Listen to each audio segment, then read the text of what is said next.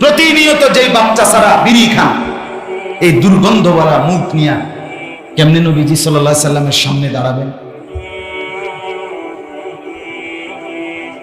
আল্লাহ নবী সাল্লাল্লাহু আলাইহি সাল্লাম জিজ্ঞেস করবে না, উম্মত 60 বছর বয়সে বুঝি বিড়ি খেতে হয়?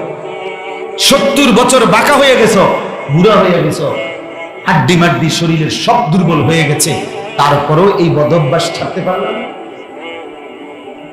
আজ কোন লজ্জায় উম্মত সুপারিশের জন্য আমার কাছে আসলা? তুমি কি জানতে না আমি কোনোদিন কাঁচা পেঁয়াজ কাঁচা রসুনের গন্ধ আমি মুহাম্মদ সইতে পারি না, আমি ঘামের গন্ধ আমার কষ্ট হইতো, সেই তোমরা এরকম দুর্গন্ধময় বিড়ি সিগারেটের গন্ধ নিয়ে কেমনে মসজিদে ঢুকলা?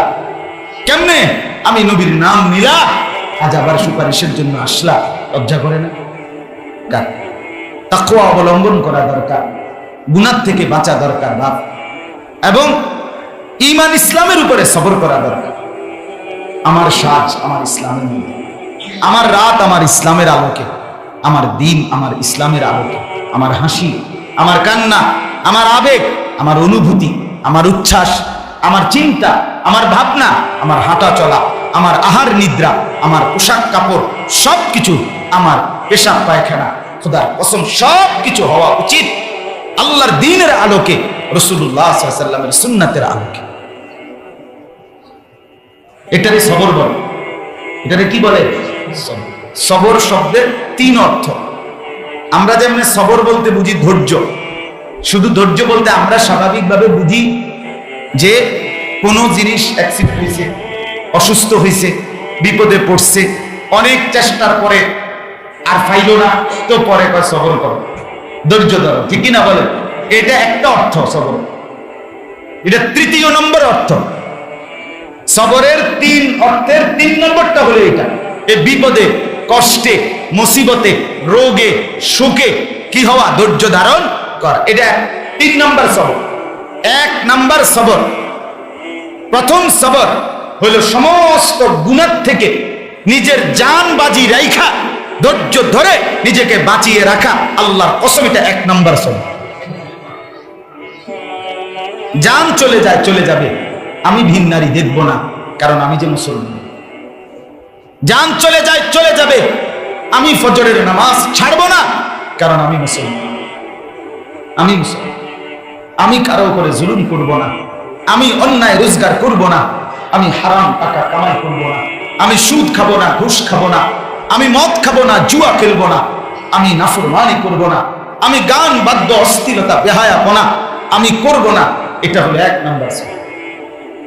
এটা হলো আমি সেদিন নিজে করছি। কিতাবুল কাবায়ের ছেলেরা শোনো মিয়া, আল্লাহ নবী সাল্লাল্লাহু আলাইহি সাল্লাম কসম খোদার বাপ তোমার নবী আমার নবী বলছে যে মদ খায় নেশা করে, আল্লাহ রাসূল বলছে কাআবিদু মুদমিনু খামরিন কাআবিদি ওয়াসলিন, যে ব্যক্তি মূর্তি পূজা করে এরকম যেরকম মুশরিক, রাসূল বলছে মদ পানকারী এরকম মুশরিক। নেশা করে যে নেশা, হাদিস এটা। নবী বলছে মূর্তি পূজকের ন্যায়। আল্লাহ কোরআনে বলছে নেশা তোমাদেরকে মদ আর জুয়া। আজকের যুবক অনলাইনে জুয়া খেলে, মোবাইল দিয়ে জুয়া খেলে, কোটি কোটি যুবক মোবাইলে জুয়া খেলে, কোটি কোটি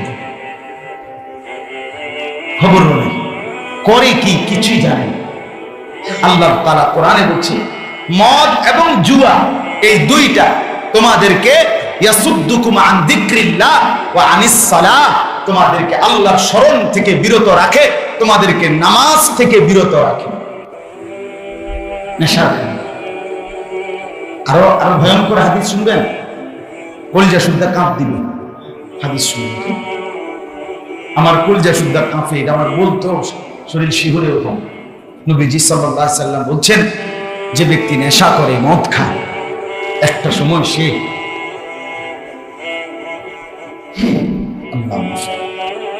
একটা সময় রাসূলুল্লাহ সাল্লাল্লাহু আলাইহি ওয়াসাল্লাম বলছেন আপন মা খালা আপন জন এরকম নিকট আত্মীয়ের সাথে জিনা করতে আগ্রহ বোধ করে।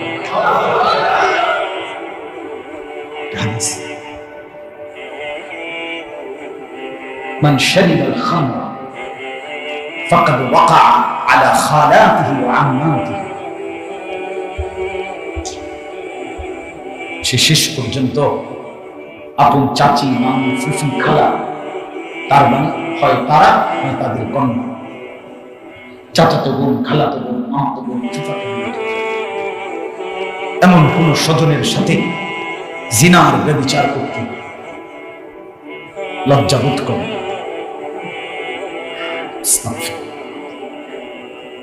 নেশা এতটা মানে নবী সাল্লাল্লাহু আলাইহি ওয়াসাল্লাম বলেছেন যেখানেই গান বাদ্য, নবীজি বলছে সেখানেই জিনা ব্যভিচার। আল গিনা রুকিয়াতুজ জিনা, গান বাদ্য জিনা ব্যভিচারের তাবিজ।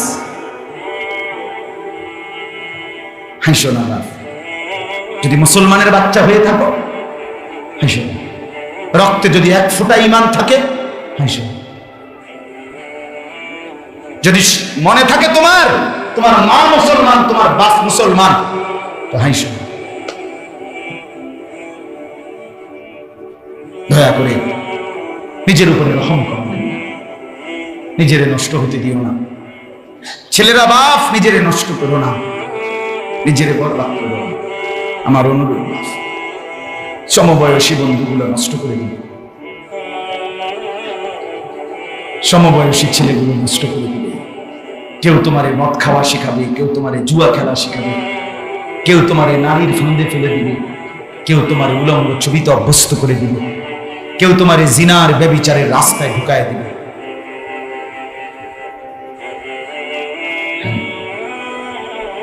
সমবয়সী বন্ধুগুলো খুব খারাপ। যে কোনো নামাজ পড়ে না সে বন্ধু না, সে শয়তান। সে কি? তোমার যে বন্ধু এক বেলা নামাজ পড়ে না, এটা জঙ্গলি, এটা জানোয়ার, এটা হাইওয়ান, এটা পশু। সে বন্ধু সে যে আখিরাত মনে করে, আখিরাত মনে, যাকে দেখলে আল্লাহকে মনে হয়, যার কথা শুনলে এলেম বাড়ে, জ্ঞান বাড়ে, যারা কাজকর্ম দেখলে আখিরাত মনে পড়ে, নবী বলছি সে বন্ধু, তাকে বন্ধু বানাও। আল্লাহ নবী সাল্লাল্লাহু আলাইহি ওয়াসাল্লাম বলেন, লা তুসাহিব ইল্লা মুমিনা, ঈমানদার মুমিন ছাড়া কাউকে সাথী বানাবে না, বন্ধু বানাবে। ওয়ালা ইয়াকুল মালাকা ইল্লা তাকিয়ুন, নবী বলেন কোন মুত্তাকি ছাড়া কাউকে তোমার সম্পদ খাইতে দিবে না। সোডা কাকার সিটিং বাটপার রে চাও খাওয়াইবে না, নাফরমান পাপী। আল্লাহ আমাদেরকে বুঝ দান করে। এই দুইটা শব্দ, আমি যে দুইটা আয়াত পড়ছি, এই দুইটা শব্দের কথাই শুধু বলতে চাই। একটা হলো তাকওয়া, আর একটা হলো সবর। বলেন, একটা কি আর একটা হলো, ছেলেরাও বলো ভাই, তাকওয়া সবর। তাকওয়া মানে আল্লাহ ভীতি, সবর মানে ধৈর্য ধরা। তাকওয়া হলো তিন জিনিস: গুনাহ থেকে বেঁচে থাকা, ইবাদতে অভ্যস্ত হওয়া, আল্লাহকে ভয় করা। সবরও তিন জিনিস: গুনাহ থেকে সর্বশক্তি দিয়ে বাঁচিয়ে রাখা, আল্লাহর ইবাদতে সর্বশক্তি দিয়ে লেগে থাকা, যেই কোনো পেরেশানিতে ধৈর্য ধারণ। কথা বুঝেন না? এইবার এই দুইটা জিনিস ইউসুফ আলাইহিস সালামের মধ্যে 100 ছিল, তাকওয়া এবং কি সবর। আল্লাহ তাআলা ইউসুফ আলাইহিস সালামকে 40 বছর পরে এই তাকওয়া এবং সবর, এই দুই গুণের বরকতে দুনিয়া এবং আখিরাতের সমস্ত মর্যাদা দান করছে। এই দুই নিয়ামত, এক মুমিনের সম্পদ, ইমানদারের পুঁজি, ইমানদারের অর্জন, তাকওয়া এবং সবর। তাকওয়া মানে গুনাহ থেকে বেঁচে থাকা, তাকওয়া মানে ইবাদতে লেগে থাকা, তাকওয়া মানে আল্লাহকে ভয় করা। বলেন তো কি বলছে? 1 নাম্বার গুনাহ থেকে, 2 নাম্বার ইবাদতে, 3 নাম্বার আল্লাহকে। কিসের অর্থ? 2 নাম্বার হলো সবর। সবরেরও 3 অর্থ। কয় অর্থ? এই একই কথা, সর্বোচ্চ কষ্ট করে হলেও গুনাহ থেকে বেঁচে থাকা, সর্বোচ্চ কষ্ট করে হলেও ইবাদতে অভ্যস্ত থাকা, আর যেই কোনো বিপদ মুসিবত পেরেশানিতে ধৈর্য ধরা। কারণ ইনি ছাড়া, আচ্ছা মনে করেন আমার আজকে 3 দিন খাইতে দিল না, তো এরপরও আমি আমার আল্লাহকে ছাড়া আর কাকে ডাকার সুযোগ আছে কোন? তো মানে উনি কে? এরপর উনাকে বাদ দিয়ে আমরা কিতাবে পড়ছি মজার ঘটনা। এক তাবিঈ, তিনি হযরত উরওয়া ইবনে জুবায়ের, সাহাবী হযরত উরওয়া ইবনে জুবায়ের, তিনি একবার একই সাথে দুইটা বড় বিপদে পড়ছিলেন। ওনার 6টা ছেলে ছিল, আরবের রাজপুত্রের মতো সুন্দর। তো একদিন বাদশার কাছে উনি গেছেন। তো বাদশা যে ঘোড়া পালতো, এই ঘোড়ার পাল দেখাবার জন্য উনি ওনার ছোট্ট ছেলে, ফুটফুটে সুন্দর এই ছেলেটাকে সাথে নিয়ে গেছিলেন। তো বাদশা নিয়ে গেছে ওনারে ঘোড়া দেখাবে। বাদশা যে ঘোড়া পালে, দামি ঘোড়া, তো এগুলোর কাছে বাচ্চাটা হাতে, ছোট বাচ্চা, তো নিয়ে গেছে বাদশার ঘোড়া দেখাইতে। হঠাৎ ঘটনা চক্রে একটা ঘোড়া এই বাচ্চাটাকে একটা লাথি মারছেন, চড়ছে। এই এক লাথিতে, ঘোড়ার আঘাতে বাচ্চাটার সাথে সাথে মারা গেছে। ছেলেটাকে উনি দাফন করছে। দাফন করে কাঁদা কাঁদা ঘরে আসছে। ওই রাত্রিতে ওনার পায়ের মধ্যে এমন মারাত্মক ফোঁড়া, বিষাক্ত ফোঁড়া উঠছে যে পরের দিন ডাক্তার বলছে ওই সময়কার কবিরাজ, আপনার এই পাও হাঁটু সহ এখনই কেটে ফেলতে হবে, নাহলে আপনার বাকি সব অঙ্গ শেষ হয়ে যাবে। সাথে সাথে কেটে ফেলছে। ওই হাঁটু পর্যন্ত একটা পাও কি করে ফেলছে। আগের দিন কি হয়েছিল? ছেলে মারা গেছে। পরের দিন কি হয়েছে? হাঁটু সহ একটা পাও কেটে ফেলছে। আমি নিজে আরবি কিতাবে পড়ছি। আমার একবার পাও ভাঙছিল করোনার সময়, আরো 3-4 বছর আগে। এই ঠিক পা ভাঙ্গার পরে আমি হসপিটাল থেকে যখন আমার এই পুরা ব্যান্ডেজ করে দিছে পা, আইনা যখন আমার শোয়াইবার পরে আমার বিছনার পাশে আমার বইয়ের আলমারি ছিল।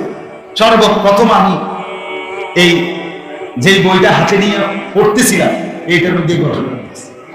এটা আমি অনেকবার বলছি আগে, তখন মানে গায়েবের পক্ষ থেকে আল্লাহ যেন আমার সান্ত্বনার জন্য এটা উঠে গেছে। কারণ উনি তখন হুঁশ আসার পরে উনি বলছে আমার কাটা পাওটা, তো কাটা পাওটা আনছে।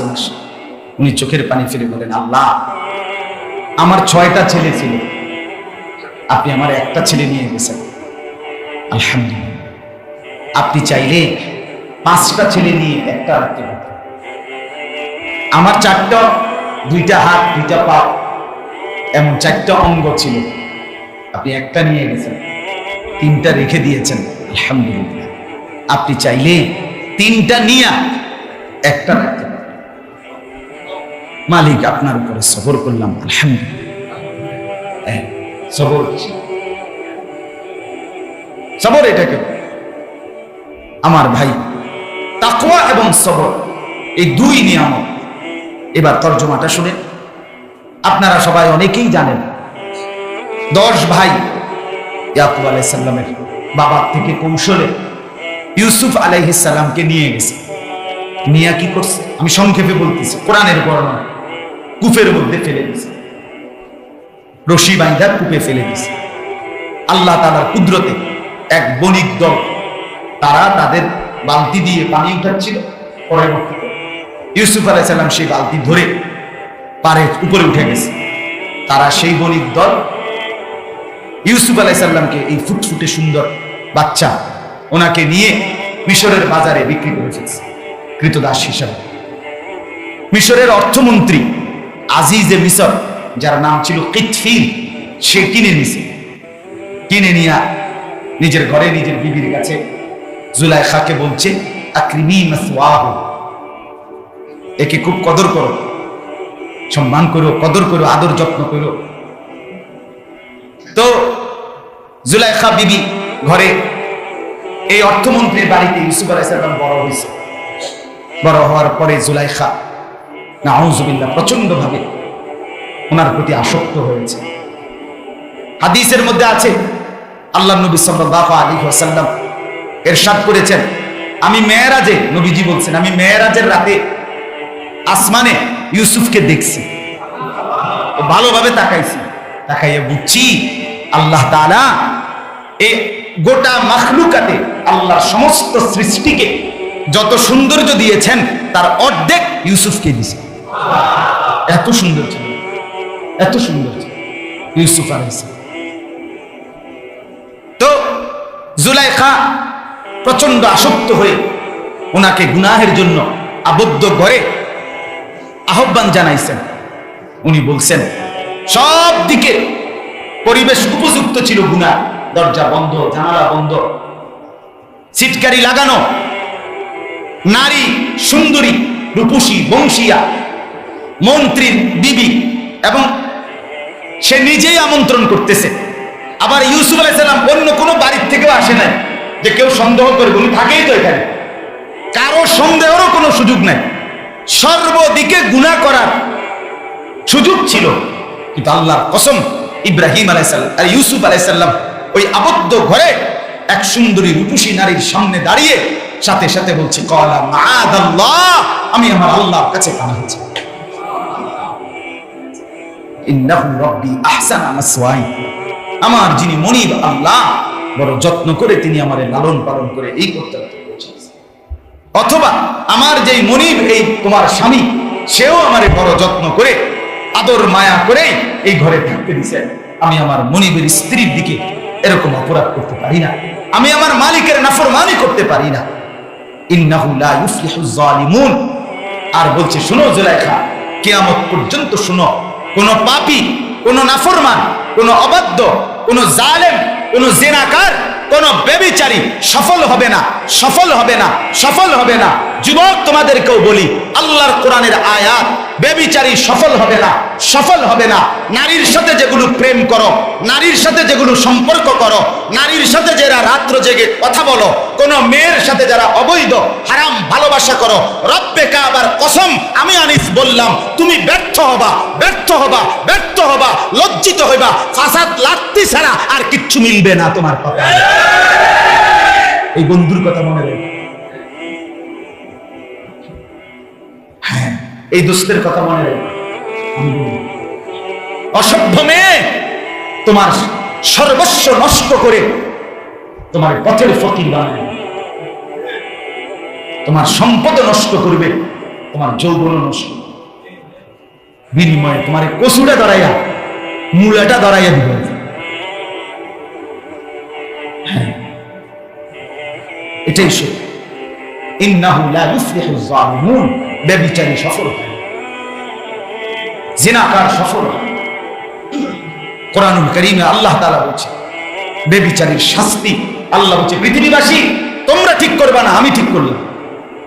কোরআনের আয়াত সূরা নূরে আল্লাহ বলছে ব্যভিচারী, জিনাকারী, হারাম নারী পুরুষের অবৈধ অশ্লীল কাজ যে করে, আল্লাহ বলে তার শাস্তি আমি ঠিক করে দিলাম। কোন মেম্বার, চেয়ারম্যান, সর্দার, মাতব্বর, কাজী, বিচারক, উকিল, জজ কেউ ঠিক করবে না, আমি আল্লাহ নিজে ঠিক করে দিব। যদি অবিবাহিত পুরুষ নারী হয় তো 100 ব্যত্রাঘাত করবে, গোপনে না প্রকাশ্যে, সবার সামনে, কারো যেন মায়া না লাগে, আল্লাহ কোরআন বলছে। আর বিবাহিত পুরুষ এবং নারী যদি হয় পরকীয়া, এই অসভ্য পাথর মেরে জীবন দুনিয়া থেকে বিদায় করে দেবে। আল্লাহ আমাদেরকে মাফ করে দেন। তো আমার ভাই, সংক্ষেপ কথা হইল, জুলাইখার সেই প্রস্তাবে রাজি হয় নাই, ষড়যন্ত্র করে জুলাইখা তাকে জেলখানায় পাঠায় দিছে। ইউসুফ আলাইহিস সালাম আপনার একটানা 9 বছর কিংবা 12 বছর তাফসীরে আছে জেল খাটছে। 12 বছর পরে জেল থেকে মুক্তি পাইছে। বাদশার একটা স্বপ্নের ব্যাখ্যা বলছে, স্বপ্নের ব্যাখ্যার কারণে বাদশা ওনার জ্ঞানের পরিচয় পাইছে, পাওয়ার কারণে বাদশাহ নিজে সসম্মানে ওনাকে মিশরের অর্থমন্ত্রী বানায় দিয়েছে। এবং তৎকালীন সময়ের নিয়ম ছিল মিশরের যিনি অর্থমন্ত্রী তিনিই প্রধানমন্ত্রী, আর যিনি বাদশাহ, মালিক, প্রেসিডেন্ট, উনি শুধুই পুতুল। যেমন আমাদের দেশে প্রধানমন্ত্রী মেন, ওনার সিদ্ধান্ত যেই হোক প্রধানমন্ত্রী উনিই সিদ্ধান্ত দেয়। ও প্রেসিডেন্ট শুধু সই টই দেয়, সকাল বিকাল নাস্তা পানি খায়, মানে সামান্য জরুরি কিছু কথাবার্তা ওনাকে দিয়ে বলানো হয়, কিন্তু মূল সিদ্ধান্তটা সার্বিক সব ব্যাপারে কে দেয়? প্রধানমন্ত্রী। এ ঠিক মিশরের নিয়ম ছিল, প্রেসিডেন্ট যিনি ছিলেন বাদশাহ, উনি শুধুই সই সাবুত দিতেন, কিন্তু মূল ফয়সালা দিত আজিজে মিসর, মানে যিনি অর্থমন্ত্রী, তিনি প্রধানমন্ত্রী। তো এই কারণে ইউসুফ আলাইহিস সালামকে যখন অর্থমন্ত্রী বানাইছে, কার্যত উনি হয়ে গেছেন মিশরের বাদশা। 7 বছর একটানা দুর্ভিক্ষ লাগছে। এই শেষ এখানে আশা করছি আমি। এই দুর্ভিক্ষে ওই 10 ভাই খাবার অভাবের ধারণায় খাবারের জন্য মিশরে ইউসুফ আলাইহিস সালাম মানুষের কাছে অল্প মূল্যে খাবার বিক্রি করতেন, আবার জনগণের খাবারও দিতেন। তো এই 10 ভাই তারা খাবার কিনতে আসছে। ইউসুফ আলাইহিস সালাম তাদেরকে দেখেই চিনছে, খাবারও দিছে। বলছে তোমাদের আরেকটা ভাই আছে, সেই ভাইটাকে নিয়ে আইসো। তো সেই ভাইকে দ্বিতীয়বারে আসতে ওনারা নিয়ে আসছে। ইউসুফ আলাইহিস সালাম কৌশল করে উনার ওই ছোট ভাই, আপন ভাই বিনিয়ামিন পরে রেখে দিছে আটকাইয়া, বলছে যাও তোমরা যাও। এই 2 বার আসছে ভাইরা। এরপরে যখন ফেরত গেছে ইয়াকুব আলাইহিস সালাম, তখন চোখের পানি ফেলতে ফেলতে তৃতীয়বারে বলছে ছেলেদেরকে, বাবারা তোমরা আরেকবার যাও মিশরে, আমার ছেলে ইউসুফ আর আমার যে ছেলেরা আটকায় নাও বিনিয়ামিন, আমার দিল বলতেছে দুজনকেই খুঁজে পাইবা, আরেকবার গিয়ে খুঁজো। ইয়া বানিনা যাহাবু ফাতাহাসসাসু মিন ইউসুফা ওয়া আখিহি, খোঁজো আরেকবার, নিরাশ হইও না। তো বলছে আল্লাহর রহম থেকে ইমানদার নিরাশ হয় না, আল্লাহর দয়া থেকে নিরাশ হয় যে আল্লাহ কোরআনে বলছে কাফের বেঈমান সে। নিরাশ হইও না, যাও। 10 ভাই এই তৃতীয়বার আবারও আসছে। এইবার তাদের কাছে খাবার কিনবার মতো সমান মূল্য, যেতটুকু মূল্য, এই মূল্যের পরিমাণ টাকা নাই, মানে মুদ্রা নাই। তারা গটি বাটি পুরান দুরান জিরে আছে জিনিসপত্র তাদের ঘরে, এগুলো একটা ফোজা বাইন্দা নিয়ে আসছে। আয়েশা বলতেছে এই বাদশা নামদার আমাদেরকে আমাদের প্রয়োজন মতো খাবার, আমরা অভাবে আছি, বড় দুর্ভিক্ষে, আমাদেরকে দেন দয়া করে। আর আমরা জানি আমরা যেই টাকা নিয়ে আসছি এই টাকায় আমরা আমাদের প্রয়োজন মাফিক খাদ্য পাবো না, তবে যেদূর এইটা দিয়ে পাই আর অতিরিক্ত আরো কদ্দুর যেদূর আমরা চাচ্ছি, অতিরিক্তটা আপনি আমাদেরকে সাদকা করেন, ওয়াতাসাদদাক আলাইনা, আপনি আমাদেরকে সাদাকা করেন, দান করেন, যান সাদকা করেন, তো আমাদেরকে দেন, আমরা বড় পেরেশানিতে আছি। এই কোরআনের তাফসীরের মধ্যে আছে। এইটা যখন ভাইয়েরা বলছে 10 ভাই যে আমরা এত বেশি অভাবে আছি, প্রয়োজনে আপনি আমাদেরকে সদকা করেন, দান করেন, ভিক্ষা দেন, তো দেন আমগরে, আমরা খাবার ছাড়া বাঁচবো না। এর তখন ইউসুফ আলাইহিস সালাম আর চোখের পানি ধরে রাখতে পারে নাই, আর কলিজাটারে মানাইতে পারে নাই। আল্লাহর হুকুমে তখনই ইউসুফ আলাইহিস সালাম তৃতীয়বারে ভাইদের কাছে নিজের পরিচয় করে দিয়েছে। এই তখন উনি বলছে এই কথাটা, ক্বালা, এই কথাটাই আমি পড়ছি সূরা ইউসুফের 89 এবং 90, এই 2টা আয়াত, এই 2টা আয়াতের তর্জমা বলবো, তাইলেই আমার কথা শেষ। তিনি বলেন ভাইদেরকে, ভাইরা যখন বলছে সদকা হলেও করে, তখন করে খাদ্য দেন, খাবার দেন। তো ইউসুফ আলাইহিস সালাম বললেন, ক্বালা হাল আলিমতুম মা ফাআলতুম বিইউসুফা ওয়া আখিহি ইদ আনতুম জাহিলুন।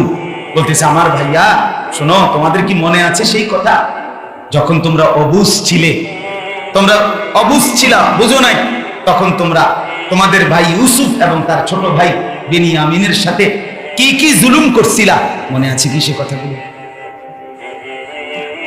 এটা বলাতে তারা বেবাচাকা খাইয়া গেছে, খাইয়াই তাকাইয়াই বলতেছে ক্বালু আইন্নাকা লা আনতা ইউসুফ, আরে আরে আরে তাইলে কি তুমি আমাদের সেই ভাই ইউসুফ নাকি?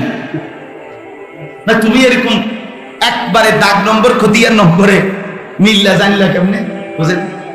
ইউসুফ আলাইহিস সালাম তখন বললেন ক্বালা আনা ইউসুফ, হ্যাঁ আমি সেই ইউসুফ, ওয়া হাদা আখি, যারে আটকাইয়া রাখছিলাম এটাই আমার ছোট ভাই।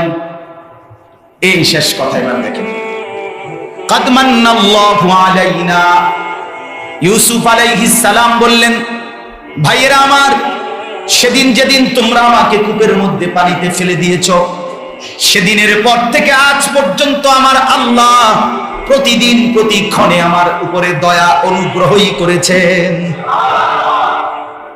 কাদ মান্নাল্লাহু আলাইনা, আল্লাহ আমাদের উপরে দয়া করেছেন, আমাকে একবারও মালিক ছেড়ে দেয় নাই। তাফসীরের মধ্যে লিখছে ইউসুফ আলাইহিস সালামকে যখন কূপের মধ্যে ফেলে দেয়, রশি দিয়ে যখন বান দিছে, বান দিয়ে দুই হাত বেঁধে ইউসুফকে ছেড়ে দিছে নিচে, কিছু দূর রশি যাওয়ার পরে রশিটা কেটে ফেলে দিছে। উদ্দেশ্য ছিল গভীর কূপে ইউসুফ নিচে পড়ে যাবে আর অন্ধকারের মধ্যে হারিয়ে যাবে। আল্লাহর কসম, তাফসীরের মধ্যে আছে রব্বুল আলামিন আরশে আজিম থেকে জিবরাইলকে বললেন, জিবরাইল দৌড় লাগাও, আমার বন্ধুকে নিচে ফেলে দিচ্ছে। আমার বন্ধু নিচে পড়বার আগে আগে একটা পাথর বন্ধুর পায়ের নিচে যত্ন করে বসায় দাও। তো জিবরাইল তারও আগে পৌঁছা পাথর। হযরত ইউসুফ আলাইহিস সালাম আরামসে দুই পাও দিয়া স্বাভাবিক মানুষের এমনি দাঁড়ায়, এমনি দাঁড়ায়, এমনি দাঁড়ায়। হ্যাঁ, তো ইউসুফ আলাইহিস সালাম বলছে, ভাইয়া রব্বুল আলামিন সেদিন থেকে আজ পর্যন্ত আমার উপরে শুধু দয়াই করে গেছে, দয়াই করে গেছে, দয়াই করে গেছে। দয়া করতে করতে, রহম করতে করতে, অনুগ্রহ করতে করতে আজ আমাকে মিশরের বাদশা বানিয়েছে। তো এবার তোমরা প্রশ্ন করবা, এত বড় মর্যাদা আল্লাহ আমাকে কেমনে দিল? তখন ওই যে দুই কথা বলছি, মনে আসেনি কন্ত কি? আবার বলেন তো। আল্লাহ বলেন, ইউসুফ নবী বলছে, ভাইয়া তাইলে শোনো, আমার সফলতার চাবিকাঠি, আমার সফলতার রহস্য, আমার সফলতার গল্প, কিভাবে আমি এখানে আসলাম, কিভাবে আজ বাদশা হইলাম, কিভাবে আমি আজকে এই লক্ষ মানুষকে সহযোগিতা করলাম, এই সব কিছুর পিছনে ছিল দুইটা নিয়ামত। ইন্নাহু মান ইয়াত্তাকি ওয়া ইয়াসবির, যেই তাকওয়া অবলম্বন করবে, যেই সবর অবলম্বন করবে, ফা ইন্নাল্লাহা লা ইউদিউ আজরাল মুহসিনিন, এমন নেককারের একটি আমলও আল্লাহ বিফলে যেতে দেন না। বিফলে যেতে, যার ফলে কি হলো? যার ফলে ইউসুফ আলাইহিস সালাম বললেন, আমি প্রথম দিন থেকে শেষ পর্যন্ত গুনার সাথে আপোষ করি নাই। আমারে জুলাইখা ডাকছে, আমি জুলাইখার আবেদনে সাড়া দেই নাই। আমারে বাদশাহীর মসনদ দিছে, আমি এখান থেকে এক ফোঁটা চুরি করি নাই, অপরাধ করি নাই। আমারে ছোটবেলায় তোমরা ফেলে দিয়েছ, আমি তোমাদের উপরে একবারও কোনো অভিশাপ দেই নাই। আমি সর্বাবস্থায় আমার আল্লাহর উপরে সবর করেছি, আমি আমার গুনাহ থেকে শতভাগ বেঁচেছি। বিনিময়ে আল্লাহ তাআলা আমাকে বাদশাহী দিছে দুনিয়ার লাইনে, আর আখিরাতের লাইনে দিছে নবী বানায়। এদিকে আমি বাদশা, ওদিকে আমি নবী। আমি দুনিয়ার লাইনও সেরা পথ পাইছি, আখিরাতের লাইনও সেরা পথ পাইছি। এরপরে আল্লাহ বলে, ইউসুফ এদুর না না, এর কিছু পরে আল্লাহ তাআলা ইউসুফ আলাইহিস সালামের 10 ভাই ওনাদেরকেও কাছে নিয়ে আসছে, ছোট ভাই ওনারও নিয়ে আসছে, মা বাপকেও কেনান থেকে ইয়াকুব নবীকে নিয়ে একসাথে। এরপরে আল্লাহ তাআলা মা, বাবা, ভাই, ছোট ভাই সবকিছু, এমনকি তাফসীরের মধ্যে আছে কোন কোন বর্ণনায় তৎকালীন বাদশা যিনি, তিনি এই ইউসুফ অর্থমন্ত্রী হওয়ার কিছুদিন পরে সাবেক অর্থমন্ত্রী, ওই যার বউ ছিল জুলাইখা, এই অর্থমন্ত্রী মারা গেছে। মারা যাওয়ার কিছুদিন পরে বাদশাহ সরাসরি ওকালতিতে ইউসুফ আলাইহিস সালামের সাথে জুলাইখার বিয়েও করায় দিয়েছে। তো ইউসুফ আলাইহিস সালাম বলেন, আল্লাহ আমার মাকেও ফিরাই দিছে, বাপকেও ফিরাই দিছে, ভাইদেরকেও ফিরাই দিছে, ছোট ভাইকেও ফিরাই দিছে, জুলাইখাকেও ফিরাই দিছে, বাদশাহীও দিছে, নবীও বানায় দিছে। আর কি করতো? আর কি? গুনাহ থেকে বাঁচলে একটু দেরি হয়, সততা এবং উত্তম চরিত্র, নাফরমানির থেকে বেঁচে থাকলে বন্ধু সময় একটু দেরি হয়, কিন্তু সফলতা নিশ্চিত। ধোঁকা আর প্রতারণা, বাটপাড়ি আর সিটারি, অসভ্যতা আর বেহায়াপনা, পতন একটু আগে কিংবা একটু পরে নিশ্চিত, নিশ্চিত। এই জন্য আজকের সবক এটাই। আমরা প্রত্যেকটা যুবক, প্রত্যেকটা বাবা, ভাই, সবার কাছে আমার অনুরোধ, নিজের এবং নিজের সন্তান, স্ত্রী, পরিজনকে গুনাহ থেকে বাঁচান। কি থেকে বাঁচান বলেন না? গুনাহ থেকে বাঁচান, গুনাহ থেকে বাঁচান, গুনাহ থেকে বাঁচান। ছেলেরা, বাপ, প্রত্যেকের কাছে অনুরোধ, বাবা দয়া করে আল্লাহর ওয়াস্তে গুনাহ থেকে বাঁচেন। মোবাইলের গুনাহ ছেড়ে দেন, অশ্লীল নারীর ছবি, জিনা, ব্যভিচারের দৃশ্য দেখা বন্ধ করে দাও বাপ। গান, বাদ্য, নাটক, সিনেমা, বাজনা বাজানো, ঢোল বাজানো, অনেক জায়গায় এই সমস্ত নদী কাছাকাছি অঞ্চলে ছেলেপেলেরা নৌকায় করে ডেক সেট বাজায়, গান বাজায়, লম্বা লম্বা পথ সফর করে। হায় মুসলমান, বাপ আমার, বন্ধু আমার, এটার মধ্যে সফলতা নাই, এর মধ্যে কামিয়াবি নাই, এর মধ্যে কৃতকার্যতা নাই। অবশ্যই দয়া করে প্রত্যেকের কাছে অনুরোধ, বাবা আমার চেহারা সুন্দর করলে ভালো হবে, বিশেষ করে এই চুলগুলো দয়া করে কাইটা ফেললে ভালো হবে। চতুর্দিক থেকে দোস্ত আমার, চতুর্দিকে সমান চুল রাখো। এই চুল দাজ্জালের চুল, এই চুল কাফেরের চুল, এই চুল বেঈমানের চুল, মুশরিকের চুল, কোন ইমানদারের চুল না বাস। অতএব দয়া করে মুসলমান আমরা, আমাদের আল্লাহ আছে, আমাদের নবী আছে, আমাদের একটা কোরআন আছে, আমাদের মৃত্যু হবে, আমাদের আখিরাত আছে, আমাদের পরকাল আছে, পরকাল আছে। তোমার বাপে হয়তো কিছু বললো না, এই কারণে তুমি নষ্ট হয়ে গেলা। মা হয়তো কিছু বললো না, গ্রামবাসী হয়তো কিছু বললো না, এই কারণে নিজেকে নিজে নষ্ট করে না দেওয়া। আল্লাহ তাআলা আমাদের প্রত্যেককে তৌফিক দান করেন, কবুল করেন, আমিন।